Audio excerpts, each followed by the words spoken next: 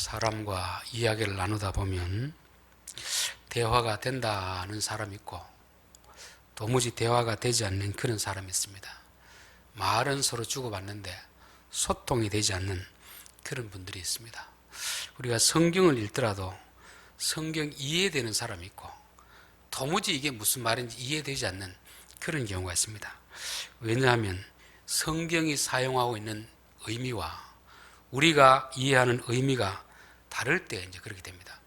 뭔가 다 알아듣는 것 같은데 뭔가 이게 내 마음에 깨달아지지 않는 그런 부분들이 바로 서로 단어에 대한 이해가 다르기 때문에 그렇습니다. 성경에도 보면은 니고데모라는 사람이 예수님 앞에 왔습니다. 예수님은 내가 보니까 당신은 정말 하늘로부터 내려온 자입니다. 그럴 때 예수님이 사람이 물과 성령으로 거듭나지 아니하면 결단코 하나님 나라에 들어가지 못하리라 그렇게 하니까 니고데모라는 사람이 어떻게 내가 나이가 들었는데 어머니 뱃속 가서 다시 태어날 수가 있겠습니까? 이런 말 하는 것입니다. 예수님이 말씀하시는 거듭남, 다시 태어남과 니고데모가 이해하고 있는 이 거듭남은 서로 다른 의미인 것입니다. 서로 말은 주고받는데 대화가 되지 않는 거죠. 똑같은 내용 요한복음 4장에 보면은 수가성 우물가에 온 여인과 예수님이 대화를 나누고 있습니다. 여자애 내게 물 좀 주시오. 그러니까 이 여자가 예수님께 아니 유대인 남자가 어떻게 사마리아 여인에게 물을 달라고 하십니까? 그런데 예수님이 당신이 내가 누군 줄 알았더라면 물을 달라고 했을 것이고 내가 주는 물을 마시면 영원히 목마르지 않았을 것입니다. 그렇게 하니까 이 여자가 선생님 그럼 그 물을 내게도 주십시오. 이렇게 합니다. 그런데 예수님이 남편을 데리고 오라. 이게 정상적인 대화가 아닙니다. 왜냐하면 이 여자가 생각하는 물은 그야말로 우리가 마시는 물을 의미하고 있습니다. 예수님이 말씀하는 것은 영적인 물이거든요. 육신의 물과 영적인 물은 다른데 서로 주고받지만 의미가 다르기 때문에 대화가 되지 않는 것입니다. 예수님이 제자들에게도 사두개인들의 누룩을 주의하라 이렇게 했습니다. 그러니 제자들이 우리 뭐 떡을 안 가지고 왔나? 떡에 뭐 누룩 든 떡을 이야기하나? 이렇게 이야기할 때 예수님 너희들 나와 그렇게 오랫동안 있으면서도 내가 지금 한 누룩이 떡에 가는 것이 아닌 줄 모르느냐? 내가 지금 누룩을 조심하라고 하는 것은 이 사두개인들의 외식하는 것 이런 것 조심하라고 한 거지 뭐 떡 이야기하는 게 아니다 이렇게 말씀하고 있습니다. 성경을 볼 때도 성경이 어려운 이유가 바로 이것입니다. 글씨 그 뜻이 아니기 때문에 그런 것입니다. 우리가 5장에도 보면은 음료가 나오고 오늘 또 15절에 보면 내 우물에서 물을 마시며 이렇게 나오니까 우리는 음료라고 생각하면 주로 뭘 생각합니까? 바깥에 있는 몸을 파는 사람들, 창녀들 이렇게 생각하잖아요. 그리고 또 물을 말하면 그야말로 먹는 물을 생각하는 것입니다. 그러니까 도무지 성경 읽어도 이해가 되지 않는 것입니다. 자, 여기 음료라는 것은 1차적으로는 뭐 그렇게 봐도 됩니다. 바깥에서 한 남자를 유혹해가지고 멸망을 이끄는 그런 여자가 음료가 될 수도 있고 이 원어상 음료라는 말은 낯설은 사람, 전혀 모르는 사람 익히 내가 알고 있는 사람이 아니고 전혀 모르는 사람인데 내 앞에 나타나서 입에 꿀처럼 기름처럼 그렇게 청산유수 같은 말을 하는 그런 사람들이 있습니다. 그런 사람들은 그렇게 해서 결국 우리를 어디로 데려갑니까? 멸망의 길로 가는 거죠. 그래서 나중에는 등에 칼을 꼽는 그런 사람이기 때문에 그런 사람을 조심하라 그렇게 말씀하고 있는 것입니다. 그래서 1절부터 14절까지는 바깥에 있는 음료를 조심하라 하는 말이고 15절부터 23절까지는 내 집안에 있는 이 우물을 귀히 여기라 그렇게 말씀하고 있습니다. 자, 오늘 15절에도 보면 너는 내 우물에서 물을 마시며 내 샘에서 흐르는 물을 마시라. 여기도 갑자기 또 물이 나오니까 왜 이런 물이라고 하는가 싶은데요. 여기도 보면은 이 물은 그야말로 우리가 생각하는 그런 우물이 아니고 집안에는 가정 그리고 또 특별히 아내를 우물로 그렇게 비유하고 있습니다. 아가서 4장 12절에도 보면 내 누이 내 신부는 잠근 동산이요 덮은 우물이요 봉한 샘이로구나 이렇게 했습니다. 그러니까 이 성경 기자가 이 글을 쓸 때는 우물은 우물이 아니고 누구를 두고 말하는 겁니까? 아내를 두고 하는 말이죠. 또 남편을 두고 하는 말입니다. 가정을 두고 우물이라 그렇게 말씀하는 것입니다. 내 집안, 내 가정을 귀히 여기라. 그렇게 말씀하는 것이죠. 그럼 왜 아내를, 왜 가정을 우물에 비유했겠습니까? 우리나라에서는 물이 그렇게 흔합니다. 그렇죠? 수도만 틀면 나오고 어디나 보면 강이 있고 이러니까 물이 그렇게 귀한 존재는 아닙니다. 그러나 이 중동 지역은 물이 아주 귀합니다. 성지 여행을 가서 유대 광야를 가보면 앞을 돌아봐도 뒤를 돌아봐도 풀 한 폭이 없고 오로지 모래, 사막인 그런 경우가 있습니다. 그런 곳에서 가장 중요한 게 뭐겠습니까? 물이잖아요. 물. 그렇죠? 물이 없으면 죽습니다. 그래서 사막길을 걷다가 샘을 만나면 그야말로 살았다 그렇게 하는 것입니다. 그만큼 이 성경에 기록된 유대 나라에서는 우물은 아주 귀한 것입니다. 그러니까 아내를 우물에 비유하는 것은 아내가 그만큼 귀하다는 뜻입니다. 보통 남자들이 아내를 귀하게 여기지 않잖아요. 늘 같이 있으니까. 그런데 내 아내는 귀한 존재다.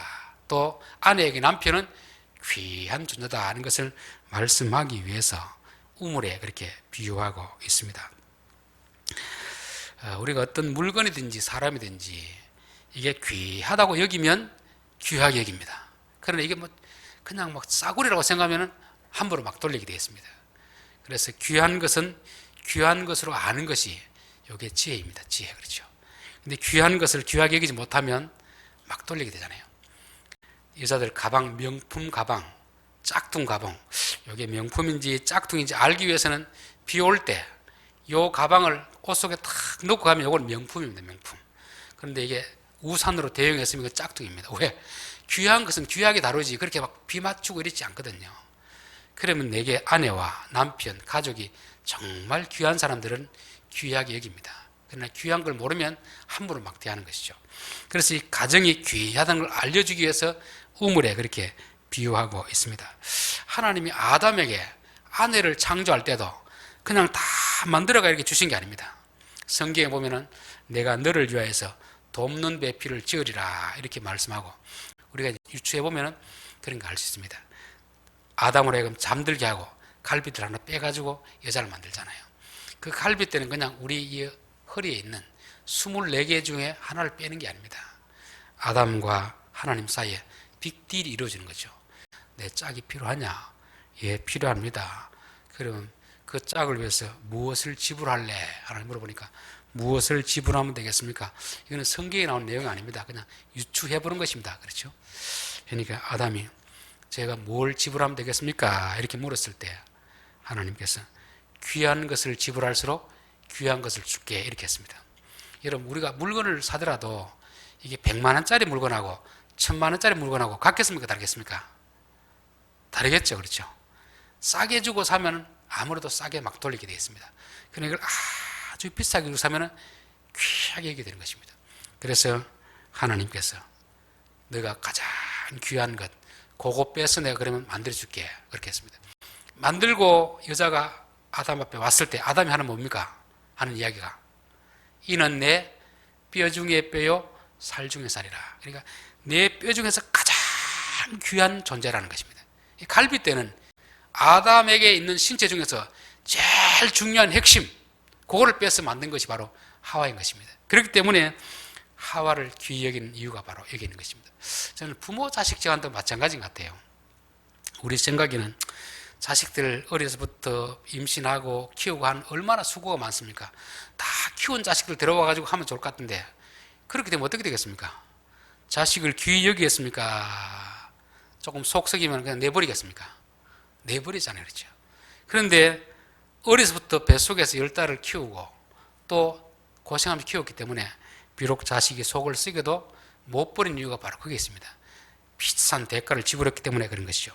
그래서 하나님은 왜 하와를 만들어줄 때도 비싼 대가를 지불하게 하셨고 이 배우자도 어찌 보면 하나님 비싼 대가를 지불하고 그 배우자를 주신 것입니다. 가정이란 공동체 자체가 비싼 대가를 지불했기 때문에 우리가 귀히 여겨야 되는 것을 말씀하고 있습니다. 자, 또 하나는 우물이 중요한 게 아니고 우물에서 나오는 물이 중요합니다. 물. 그렇죠? 우물에서 물이 안 나오면 어떻게 되겠습니까? 안 되잖아요. 또 우물이 있는데 물을 마시는데 물이 쓴물이면 어떻게 되겠습니까? 그건 안 되잖아요. 가정이란 이 우물이 있을 때 이 우물에서 나오는 물이 생수가 됩니다. 생수. 그래서 사람들이 갈증이 났을 때 그 물을 마시면 참 시원하다는 이런 마음을 느낄 수 있어야 되는 것입니다. 시편 128편 3절에 내 집 안방에 있는 내 아내는 결실한 포도나무 같으며 내 식탁에 둘러앉은 자식들은 어린 감람나무 같으리로다. 그래서 하나님 원래 가정을 주신 것은 남자나 여자나 바깥에서 일하다가 힘들 때 가정에 들어오면 어떻게 됩니까? 마음의 푸근함을 느끼게 됩니다. 오늘 가정이 깨어진 이유가 바로 이거잖아요. 가정에 들어왔는데 우물은 있는데 쓴물이 나옵니다. 물이 다 말라가지고 물이 나오지 않습니다. 그러니 가정에 들어가고 싶은 마음이 없는 거죠. 남편들도 직장 생활하면서 퇴근하고 빨리 집에 가고 싶은 생각이 들어야 이게 정상적인 가정입니다. 그렇죠? 그런데 집 안에 물이 없고 바싹 말라 있으면 가기 싫어하는 것입니다. 바깥에 쭉 돌아다니다가 결국 잘못된 사람 만나가지고 또 사고 치고 이렇게 되잖아요. 그건 뭐냐면 바로 우물에 물이 없기 때문에 그렇습니다. 그래서 항상 아내는 남편에게 기쁨이 되려고 해야 됩니다. 남편은 아내에게 사랑을 줘야 됩니다. 자식과 부모 사이도 마찬가지고 가정에는 가족 공동체가 서로에게 힘이 돼야 됩니다.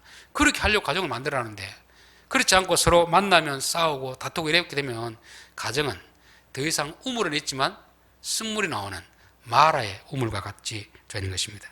자, 16절 어찌하여 내 샘물을 집 밖으로 넘치게 하여 내 도랑물을 거리로 흘러가게 하겠느냐. 이 물은 우물물은 가정에만 있어야 되는데 이 물이 밖으로 흘러나가면 안 된다는 것입니다. 자, 이 물이 왜 밖으로 흘러나가겠습니까? 안에서 그 물을 안 마셔주니까 이 물이 바깥으로 나게 되는 것입니다. 저는 이 남자가 바람을 피우거나 여자가 또 외도하거나 이런 데는 배우자의 책임이 있다고 저는 보여집니다. 물론 다 그렇지 않는 경우도 있겠지만, 자, 여기서 보면 아내가 남편의 사랑을 받으면 바깥으로 안 나갑니다. 그런데 집안에서 남편의 사랑을 못 받으니까 결국 밖으로 나가는 것입니다. 밖으로 나가면 누굴 만나겠습니까? 남편보다 더 좋은 남자를 만나겠습니까? 여자를 유혹하는 건 제비를 만나겠습니까? 결국 제비를 만나게 되잖아요. 그렇죠? 그래서 내 아내로 하여금 바깥으로 나가지 않도록 집안에서 잘 관리하고 귀히 여기라, 이런 뜻이 있는 것입니다. 아담이 잘못한 게 그것입니다. 뭐 일한다고 바빴는지 아내와 대화도 없고 그러다 보니까 아내는 심심하잖아요. 그러니까 이 아내가 어디로 갑니까? 자꾸 밖으로 나르다가 뱀을 만나가지고 뱀에게 꼬임을 당하잖아요. 그래서 오늘날 이 가정이 붕괴되는 것은 바로 가정 안에서 우물물이 나오지 않기 때문에 아내도 그렇고 남편도 그렇고 가정에서 만족을 못 누리니까 자꾸 바깥으로 나가다가 가정이 자꾸 깨어지게 되는 것입니다. 자, 17절 그 물이 내게만 있게 하고 타인과 더불어 그것을 나누지 말라. 물을 타인과 나누지 말라 되어 있습니다. 우리 성경에는 이웃을 사랑하라는 말씀이 있잖아요. 사랑하면 뭔가 나누어야 되잖아요. 그렇죠? 집에 있는 떡도 나누고 음식물도 나누고 좋은 뭐 정보가 있으면 같이 나누고 또 연장이 있으면 없는 집에 좀 빌려주기도 하고 이렇게 나누어야 됩니다. 그런데 나눌 수 없는 것이 있습니다. 우물물은 나누어도 안 됩니다. 자, 우물이 뭐라고 했죠? 아내고 남편이고 가정입니다. 이거는 공유할 수 있는 게 아닙니다. 공유할 수 있는 게 아니에요. 예를 들면 한 아내가 내 남편도 두고 바깥에 남자도 자기 남편을 하고 이거 안 된단 말이죠. 한 남자가 자기 집에 부인도 있고 바깥에 또 다른 부인도 있고 이렇게 하면 이게 안 된다는 것입니다. 공유할 수 있고 공유할 수 없는 게 있습니다. 그래서 하나님이 한 남자와 한 여자가 만나서 가정을 이루게 했던 것입니다. 예를 들면 한 여자가 남편이 여럿이 있으면 어떻게 되겠습니까? 자식이 많아졌을 때 그 자식들이 얼마나 싸우겠습니까? 그렇죠? 그래서 옛날에도 보면은 배다른 형제끼리 많이 싸움이 일어나는 것입니다. 한 아버지, 한 어머니 밑에 태어난 형제들도 다툼이 있는데 어머니가 다르고 아버지가 다른 사람들이, 자식들이 함께 살면은 그 가정이 편안하겠습니까? 그 가정은 계속 그렇게 분쟁이 일어나게 되어 있습니다. 물론 성경에도 아브라함도 그렇고 야곱도 그렇고 아내가 둘 이상이었습니다. 그런데 그것은 그 당시 특수한 상황 속에서 그 문화 속에서 하나님이 허용해 준 겁니다. 허용. 그렇게 살라는 것이 아니고 그런 환경에서 허용해 주는데 그 가정에 분쟁이 끊이지 않았습니다. 야곱의 가정에 아내가 4명이니까 자식이 12인데 계속 보이지 않게 형제끼리 서로 시기하고 다투는 그런 일이 있었습니다. 왜냐하면 한 남자를 2명, 4명의 아내가 나누어 가지니까 이게 분쟁이 계속 일어날 수밖에 없는 것입니다. 자, 레위기 19장 19절에 보면 너희는 내 규례를 지킬지어다.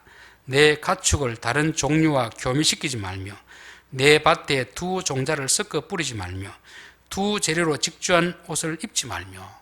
이게 결국 뭐냐면 섞어서는 안 될 것 섞지 말라는 것이죠. 한 밭에 두 종류의 씨앗을 뿌리면 이게 막 서로 두 종류가 나는 거잖아요. 이걸 또 그래 문자 그대로 해석해가지고 우리 성도들이 또 포도나무 밑에 뭐 콩을 심고 깨를 심고 이거 이런 말이 아닙니다. 우리 마음에도 그렇고 가정에도 그렇고 혼합을 시키지 말라는 것입니다. 여자들도 정조가 있어야 되잖아요. 그냥 내 남편도 남편이고 바깥 이웃 남자도 남편이고 이렇게 하면 안 된다는 것입니다. 한 밭에 이 두 개를 심어 놓으면 나오는 것이 다르기 때문에 계속해서 분쟁이 일어나게 되어 있습니다. 자, 가정의 확대된 개념이 뭡니까? 교회잖아요. 교회. 그렇죠? 교회에도 두 종류의 복음이 전해지면은 분쟁이 일어나게 되어 있습니다. 교회는 예수님의 말씀만 전해야지 신비주의도 전하고 기복신앙도 전하고 성공주의도 전하고 이렇게 하면 교회는 분쟁이 일어날 수밖에 없는 것입니다. 자, 계시록 2장 2절에 에베소 교회에 대해서 예수님이 칭찬하는 내용이 나옵니다. 내가 내 행위와 수고와 내 인내를 알고 또 악한 자들을 용납하지 아니한 것과 자칭 사도라되 아는 자들을 시험하여 그 거짓된 것을 드러낸 것과. 에베소 교회는 교회의 거룩성을 지켜냈습니다. 교회가 이웃을 사랑해야 되지만 잘못된 가르침이 들어오는 것은 어떻게 해야 됩니까? 다 물리쳐야 되잖아요. 우리 육신적으로도 우리가 이웃을 사랑해야 되지만 한 아내가 바깥에 있는 남자들을 사랑한다고 해서 집에 들이면 됩니까? 안 됩니까? 이건 안 되잖아요. 그냥 도와주는 거하고 드리는 거 다르거든요. 교회도 마찬가지입니다. 이웃을 사랑해야 되지만 잘못된 가르침을 받아들이면 안 된다는 것입니다. 자, 버가모 교회는 어떻게 했냐 하면은 계시록 2장 14절에 그러나 내가 두 가지 책망할 것이 있나니 거기 내게 발람의 교훈을 지키는 자들이 있도다. 발람이 발락을 가리켜 이스라엘 앞에 올무를 놓아 우상의 제물을 먹게 하였고 또 행음하게 하였느니라. 이와 같이 내게도 니골라당의 교훈을 지키는 자들이 있도다. 이 버가모 교회는 쉽게 말하면 사랑이 많은데 정조관념이 없습니다. 교회에 거룩성이 없어요. 이 사람의 가르침 와도 받아들이고 저 사람의 가르침 와도 받아들이고 교회가 완전히 잡탕이 돼. 잡탕. 혼합주의 신앙이 되어버린 것입니다. 가정이 거룩해야 되듯이 교회는 거룩해야 됩니다. 거룩하기 위해서는 한 남자에 한 아내가 있어야 되지. 한 남자에 두 아내가 있어도 안 되고 한 아내에 두 남자가 있어도 안 되는 것입니다. 그렇게 되면 가정은 더 이상 가정이 되지 않습니다. 교회도 마찬가지입니다. 교회는 오로지 복음만 있으면 보내야 되지. 뭐 딴 데 가서 또 신비주의자들이 와가 또 이렇게 하고 성공한 사람들 불러가지고 성공이 최고다 이런 식으로 하고 뭐 주식 투자회가 성공한 사람 불러와 자꾸 그런 하면은 이게 한 밭에 두 종자를 뿌리는 것입니다. 그렇게 되면 종자가 다른 결과가 나오면 계속 분쟁이 일어나게 되는 것입니다. 자, 5장 18절 내 셈으로 복되게 하라. 내가 젊어서 취한 아내를 즐거워하라. 요 셈이나 아내나 같은 의미잖아요. 그렇죠? 젊어서 취한 아내를 즐거워하라. 아마 지금 이때쯤은 이 남자가 좀 시간이 지나는 중년이나 한 노년쯤 된 그런 겠죠. 그런데 젊어서 취한 아내는 지금 오랫동안 같이 살았으니까 조금 실증 날 수도 있고 또 새로운 것을 추구할 수도 있는 것입니다. 그런데 새로운 것 추구하지 말고 있는 것으로 즐거워하고 만족하라 그렇게 말씀하고 있는 것입니다. 자, 사람들은 실증을 잘 느끼기 때문에 자꾸 좋은 걸 찾게 됩니다. 그렇죠? 그런데 물건은 뭐 신제품이 좋겠죠. 사람은 새로 만나는 사람 좋겠습니까? 오랫동안 같이 살아온 사람 좋겠습니까? 친구도 새로 만나는 친구보다는 어려서부터 계속 같이 지내온 그 친구가 더 좋은 것입니다. 그렇죠? 포도주도 시간이 오래될수록 좋은 거잖아요. 우리가 신제품이 좋은 것일 수 있고 오래된 것이 좋은 것일 수가 있습니다. 배우자는 새로 금방 모르는 사람이 좋은 게 아니고 오랫동안 함께 동고동락을 하는 사람이 좋은 것입니다. 그런데 좀 식상한 그런 건 있겠죠. 새로운 그런 느낌은 없는데 그래도 그것이 좋은 것이니까 젊어서 취한 아내를 즐거워하라 그렇게 되어 있습니다. 자, 우리 교회의 가르침도 저는 그렇게 생각합니다. 이 복음이라는 게 벌써 2000년이 지나왔잖아요. 그렇죠? 그러면 늘 들었던 이야기를 들으면 조금은 식상하게 느껴질 수가 있습니다. 그러다 보니까 교인들이 뭔가 좀 새로운 거 없나? 새로운 거. 자꾸 새로운 걸 쫓아가다 보면 어떻게 되겠습니까? 잘못된 거에 빠지겠죠. 그렇죠? 이단에 빠지는 사람의 특징이 바로 그런 것입니다. 기존 교회의 것은 늘 들어왔으니까 익숙한데 기존 교회가 말하지 않는 또 다른 것이 없는가 싶어가지고 가다가 보면 이제 잘못된 걸로 빠지는 것이죠. 그래서 복음도 그렇고 뭐 자꾸 새로운 거 찾지 말고 기존에 있는 게 좋은 것입니다. 그래서 해 아래는 새 것이 없도다. 저는 목회자 세미나 가면은 가끔 듣다가 이건 못 듣겠다 싶은 그런 강의가 있습니다. 어떤 강의가 그러냐면은 그 앞에 강사가 이것은 기독교 역사 2000년 동안 자기만 깨달은 것입니다.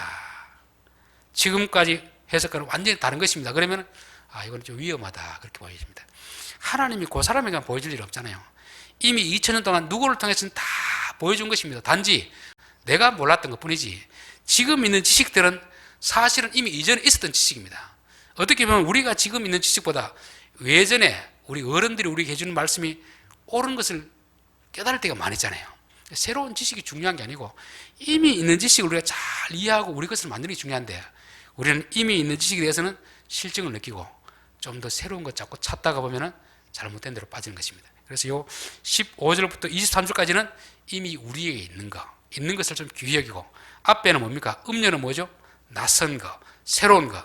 새로운 것 같은데 사실은 우리를 멸망의 길로 빠뜨리는 것을 말씀하고 있습니다. 자, 20절 내 아들아 어찌하여 음료를 연모하겠으며 어찌하여 이방 계집의 가슴을 안겠느냐. 이건 뭐냐면 젊어서 취한 아내를 즐거워하게 보다. 이 실증 나니까 부인은 좀 늙고 이랬으니까 좀 새로운 이방 계집, 새로운 거, 지금까지 내가 경험하지 못한 거, 한 번도 들어보지 못한 거, 그게 자꾸 심취해 있는 것입니다. 그러다 보면 결국 어떻게 되냐면은 가정이 깨어지잖아요. 그렇죠?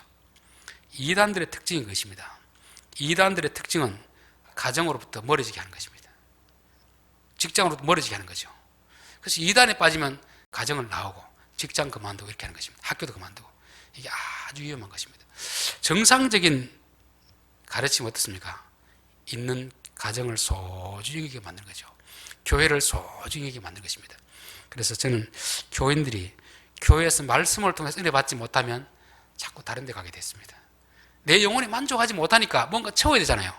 그럼 기존 말씀으로 만족하지 못하면 자꾸 바깥으로 가는 것입니다. 이상한 데로 와서 그거 참 용하다더라, 그거 신기하다더라. 그렇게 한 발짝 두 발짝 가다 보면은 헤어날 수 없는 그런 길로 빠지게 되는 것입니다. 그래서 여러분, 여러분의 있는 것에 가치를 두시고 하나님이 내게 주신 것을 귀하게 여길 줄 알아야지 하나님이 내게 안 주신 거, 내게 없는 거, 자꾸 신비로운 거 이런 거 자꾸 찾다가 우리는 멸망의 길로 가게 되는 것입니다. 대저 사람의 길은 여호와의 눈앞에 있나니 그가 그 사람의 모든 길을 평탄하게 하시느니라. 우리가 이제 가정에 이제 배우자와 같이 갈 때는 전혀 남의 눈을 의식하지 않습니다. 근데 음녀와 같이 다니면 어떻게 하겠습니까? 길거리를 활보하며 다니겠습니까? 아는 사람이 없는 길로 가겠습니까? 주로 모텔은 주로 어디에 있습니까? 동네 안에 있습니까? 저기 외진데 있습니까? 외진데 있잖아요. 죄라는 건 그렇습니다. 남들이 볼까 두려우면 이게 죄라는 것입니다. 그래서 안 보는 곳으로 가는데 성경은 대저 사람의 길은 여호와의 눈앞에 있나니 여호와. 그래서 우리의 모든 일거수일투족은 하나님 다 지켜보고 있습니다. 요즘은 이제 CCTV가 워낙 고능화되어 있기 때문에 그게 다 찍힙니다. 아무리 나는 어디 안 갔다 해도 동선을 추적해보면 다 나오게 되었습니다. 그러니까 항상 우리가 죄를 짓고 싶은 유혹이 올 때는 CCTV 또 누군가 녹화하고 있다 이런 걸 생각해야 됩니다.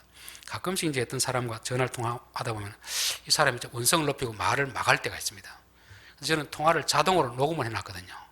그러면 목사님 지금 대화 통화 녹음되고 있다는 거 기억하고 말씀하십시오. 그럼 사람이 갑자기 확 달라져 버립니다.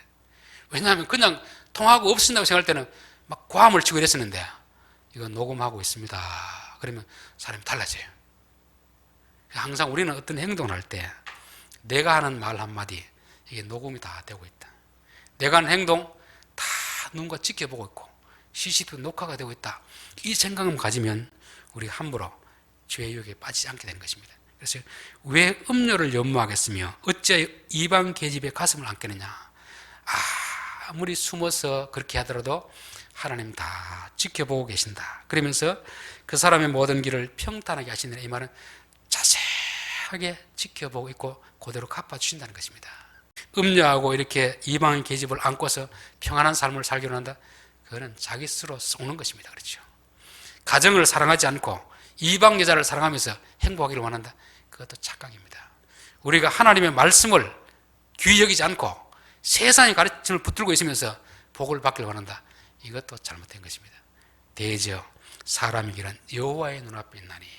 그래서 우리가 하는 일거수일투족 하나님이 다 지켜보고 계신다는 것을 알고 항상 우리의 행동이 누구에게 알려지더라도 그 사람 참 예수 믿는 사람답게 행동하는구나, 말하는 것이 예수 믿는 사람답게 말하는구나, 이런 평판을 받도록 해야지 아이고 예수 믿는 사람이 어떻게 저렇게 행동하나 이런 소리를 들으면 안 된다는 것입니다. 악인은 자기의 악에 걸리며 그 죄의 줄에 매이나니 그는 훈계를 받지 아니함으로 말미암아 죽겠고 심히 미련함으로 말미암아 혼미하게 되느니라. 다 하나님 우리에게 이런 자리에 빠지지 않도록 미리 다 교훈의 말씀을 주십니다. 그런데 사람은 어리석기 때문에 그걸 받아들이지 못해요. 아이고 아무도 모르겠지. 아무도 모르는 게 어디 있습니까? 다 보고 있는데. 요즘 같은 경우는 CCTV 녹화가 다 되고 있는데, 요즘 TV에 나오는 거 보면 그렇잖아요. 자기들끼리 이야기했는데 거짓말을 시침을 떼는데 나중에 녹음된 걸 다 내놔 버립니다. 얼마나 창피하겠습니까? 사람과 대화할 때도 요즘 다 녹음을 하는데 하나님이 다 보고 계시는데 그걸 모르고 어리석게 그렇게 하다가 창피를 당하게 되는 것입니다. 그래서 항상 우리는 스스로 자기 꾀에 빠지지 않아야 됩니다. 하나님이 다 지켜보고 계신다. 그리고 우리가 가정을 소중히 해야 된다는 것을 말씀하는 것입니다. 자, 결론입니다. 오늘 이 5장의 말씀은 그냥 표면적으로 1차적으로 봤을 때는 남자들에게 성적인 죄에 빠지지 마라 그런 것입니다. 그러나 좀 더 영적인 의미에 봤을 때는 잘못된 가르침을 받아들이지 말라는 것입니다.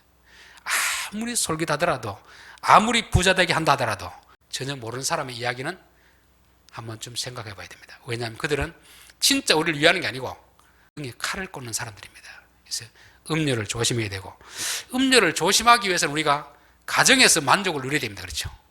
남자들이 왜 자꾸 밖으로 나가게 됩니까? 여자들이 왜 밖으로 나가게 됩니까? 가정에서 만족 못하기 때문에 그런 거죠. 가정에서 만족을 못하면 항상 남자나 여자나 자꾸 바깥으로 돌게 되는 것이고, 바깥으로 돌다 보면은 죄에 빠지게 되어 있습니다. 그래서 우리가 가정 안에서 우리가 만족을 누려야 되고, 성도들도 교회에서 예배 시간을 통해서 은혜를 받아야 됩니다. 말씀을 통해 은혜 받지 못하면 사람이 영적인 갈급이 있기 때문에 자꾸 나가서 이상한 단체, 이상한 곳으로 가서 신기한 거 자꾸 보다 가면 빠져가지고 잘못된 길로 빠지게 되는 것입니다. 그래서 젊어서 취한 아내를 즐거워하라. 가정에 비록 새로운 건 없더라도 묵은 된장이 맛있고 그렇죠. 오래된 포도주가 진가이듯이 사람도 같이 오랫동안 산 사람이 진짜 우리를 위하는 사람인 것입니다. 가르침도 마찬가지입니다. 2000년 기독교 역사 동안 쭉 계속 가르쳐왔던 그 가르침이 우리에게 진짜 가르침이지, 요즘 들어가 뭐 새로운 누가 발표했다 별로 믿을 게 못 됩니다. 그래서 여러분 너무 새로운 건 너무 좋아하지 마시고 정말 우리 전통적으로 내려오는 그 복음, 그 말씀 붙들고 살아갈 수 있기를 바라겠습니다. 기도드리겠습니다.